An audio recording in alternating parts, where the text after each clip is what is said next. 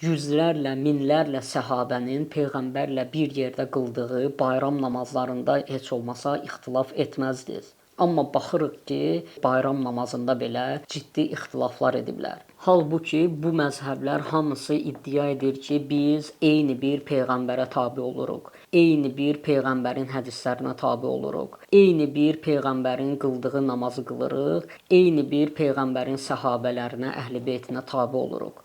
Bu gündəlik namazlar da deyil ki, deyək ki, bir neçə adam, 5-10 nəfər adam yığışıb namaz qılıblar, ixtilaf ediblər. Bu bayram namazıdırsa, orada bütün səhabələr, səhabələrin yoldaşları, uşaqları hamı iştirak edibsə, bu namazda ciddi ixtilafların olmadığını düşünməliydik və belə də olmalıydı. Amma bu cür önəmli bir məsələdə belə ixtilaf ediblər.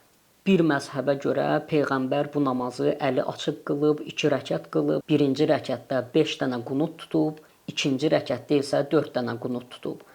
Digər məzhəb isə iddia edir ki, həmin peyğəmbər bu namazı əli bağlı qılıb, 2 rəkət qılıb, birinci rəkətdə 7 və yaxud da 8 ədəd təkbir, yəni Allahu Əkbər deyib, qunut tutmayıb, ikinci rəkətdə də 5 ədəd təkbir deyib namazı bitirib.